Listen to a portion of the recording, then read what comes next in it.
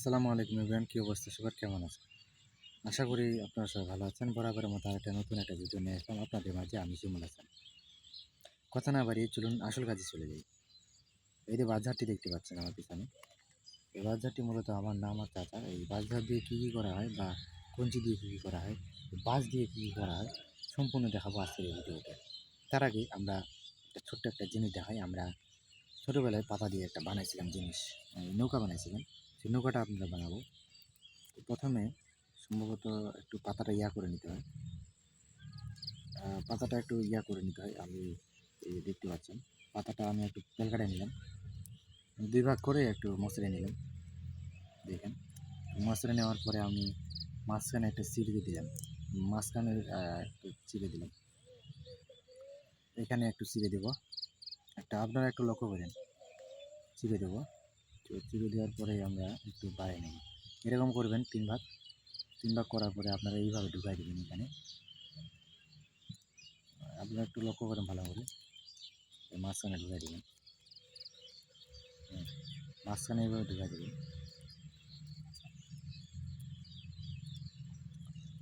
ঢুকাই দিয়ে কিন্তু এটা কিন্তু একটা নৌকায় পরিণত হবে। আমরা দেখাচ্ছি, আমরা আগে বানিয়েছিলাম তো তার জন্য আপনাদের দেখাচ্ছি। ছোটোবেলায় এগুলা কাজ অনেক করেছি, আমারও শরীরটা মনে নেই। যাই হোক, এটা বাদ দিলাম, পাতাটা হলো না। চলুন আমরা বাজার নিয়ে কথা বলি। ছোটোবেলায় বানিয়েছিলাম, এখন আর মনে নেই, আপনাদেরকে দেখাতে পারলাম না। ভাইবেন না আবার আমরা বাটপারি করেছি আপনাদের সাথে। বাটপারি না, আপনাদেরকে বোঝানোর চেষ্টা করেছি। বাজার দিয়ে নৌকা বানানো খুব সহজ। আমি বানিয়েছিলাম এর আগে, এখন আর মনে নেই, বড় হয়েছি, বুঝছেন। তো মূলত এই যে ইবাগুলো দেখতে পাচ্ছেন, এটা বাঁশ থেকে নিলাম, আপনাদেরকে দেখাই।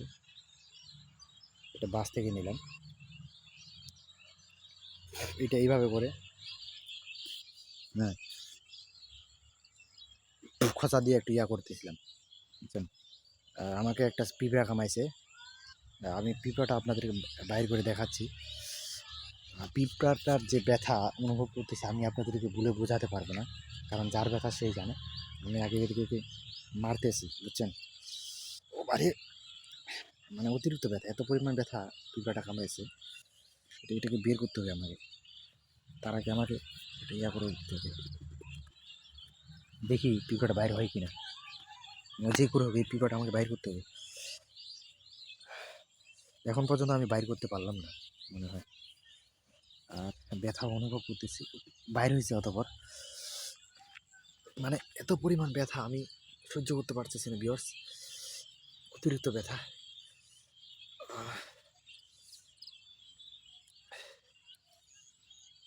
আরে ভাই, মানে এত পরিমাণ ব্যথা এই পিঁপড়াটার কামড়ে।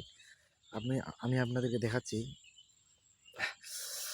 একটা বিষাক্ত সাপ যেমন কিং কোবরা, সেই সাপগুলো যেভাবে মানুষের কামড় দেয়, সেই এরকমের মতো একটা বিষাক্ত আর কি ছবল, সেই পিঁপড়াটা আপনাদেরকে দেখাচ্ছি। আমি ব্যথাটা মেনে নিতে পারছি না, এত পরিমাণ ব্যথা করতেছি। আমি আমার লাইফে এরকম কামড় খাইনি, এর কি খাইলেও অত ব্যথা করে নাই। তো আপনাদেরকে দেখাতে চলেছি, দেখেন পিঁপড়াটা আমি এখান থেকেই বাইর করব। আমার এই জাঙের যে দেখতে পাচ্ছেন এইখানে কামড়টা দিয়েছে, অতিরিক্ত ব্যথা অনুভব করতেছি। অতিরিক্ত ব্যথার কারণে আমি আর সহ্য করতে পারতেছি না, নিতে পারতেছি না। তো আপনাদেরকে দেখাবো আর কি। আমি এখন পর্যন্ত আমার ব্যথাটার সহ্য করতে পারতেছি না, আপনাদের কেমনে দেখাবো বুঝতেছি না। এত পরিমাণ ব্যথা। এই পিঁপড়াটা আপনারা অবশ্যই চিনে থাকবেন, যারা নতুন তারা চিনবেন না হয়তো বা। দাঁড়ান, পিঁপড়াটা করে দিই। আমি হাত দিয়ে উলাই দিছিলাম তো, এটাকে আমি পাতাতে উঠাবো, বুঝছেন। কুই ফলায় আমার হাতে আছে পিঁপড়াটা,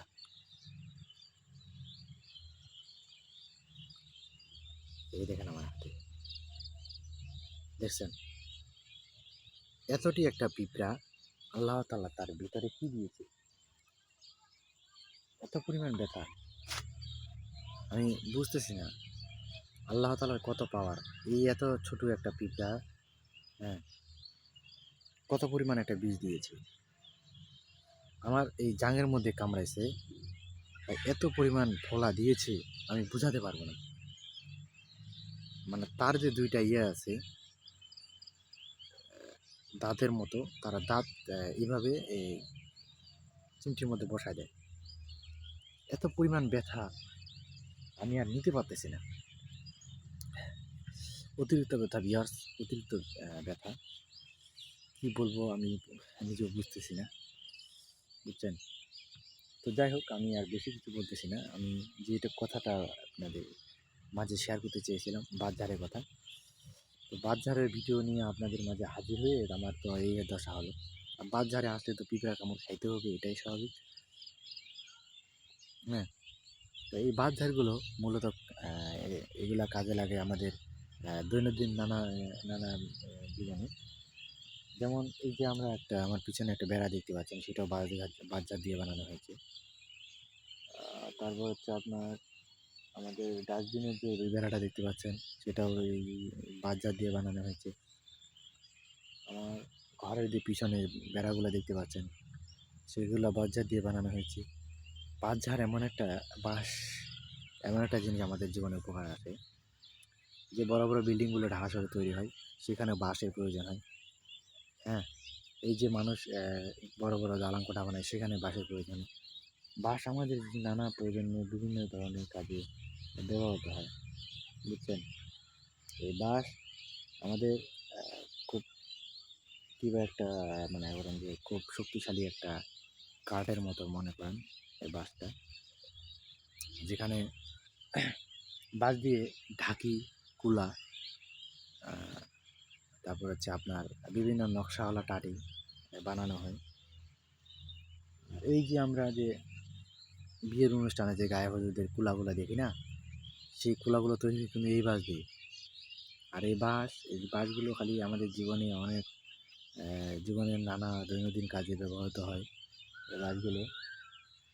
এই বাঁশগুলো আমাদের এমন সময় আসে, এই বাঁশগুলো আমাদের জীবনে আমরা যখন মৃত্যুবরণ করবো, এই বাঁশগুলো আমাদের উপরে সঙ্গে যাবে, আমাদের সাথেই যাবে। কারণ আমরা যখন মারা যাব, তখন আমাদের উপর বাঁশ ফেলে তারপর মাটি দিবে, এরকম একটা সিচুয়েশনে পড়তে হবে। এই বাঁশগুলো আমাদের সঙ্গেই যাবে। অথচ আমরা বাঁশের সাথে আমরা খুব অন্যায়ভাবে বাঁশদের সাথে আমরা মনে করেন যে কেটে নিই। জীব আত্মা মহাপাপ, গাছেরও জীবন আছে, বাঁশেরও জীবন আছে। বাঁশটা কেটে দিলে কোনো মরে যাবে, হ্যাঁ, আর জীবিত থাকলে জীবিতই। একটা গাছেরও কোনো জীবন আছে, বুঝছেন? জীবন না থাকলে কোনো গাছ কখনো বড় হতে পারে না, ঠালপালাও গজায় না, ফল দিতে পারে না। জীবন আছে বলে এর তো বাঁশঝাড় এমন একটা জিনিস, এই বাঁশ বাংলাদেশের সব প্রান্তেই যায়। এই বাঁশগুলো আমাদের বিভিন্ন দৈনন্দিন কাজে ব্যবহার হয়। শহরে গিয়ে অনেকেই টকরি বানায়। টকরি তো আমাদের এখানেই বেশি প্রয়োজন হয়। আর বিশেষ করে আমাদের যে ইয়াগুলো আছে, হ্যাঁ, ঢাকি, কুলা, তারপর খাইঞ্জা, এগুলোও তৈরি হয়, বুঝছেন? বাঁশ আমাদের নানা প্রজন্মের ব্যবহৃত হয়। এই বাঁশগুলো অনেকে বলতেছে এই বাঁশগুলো আমরা প্রথমত আমাদের যখন বাড়ি ছিল, তখন তো বাঁশেরই বাড়ি ছিল। পৃথিবীতে যখন মানুষকে পাঠানো হয়, তখন তো বাঁশ দিয়েই শুরু হয়েছিল ঘর বাড়ি তৈরি করা। হ্যাঁ, আর বাঁশ দিয়ে কিন্তু কাগজও তৈরি হয়, আপনারা কি জানেন? বাঁশ দিয়ে কাগজও তৈরি হয়, খালি দালান কোঠা তৈরি হয় এমন কোনো নয়, বাঁশ দিয়ে কাগজও তৈরি হয়, বুঝছেন? বিশেষ করে এই বাঁশ, এক একটা বাঁশের দাম 100 টাকা করে। এই নর্মাল বাঁশটা 100 টাকা। এই বাঁশের মধ্যে আবার ভাগ আছে। বাঁশের দাম যদি বড় বাসা হয় তাহলে আপনার দাম পড়বে মনে করেন যে 500 থেকে 500 টাকা, সরি 150 টাকা যদি বড় বাসা হয়। তো ভিউয়ার্স, আজান দিয়েছে, মাগরিবের আজান। এখান থেকে স্থগিত থাক, দেখা হবে পরের ভিডিওতে। খোদা হাফেজ।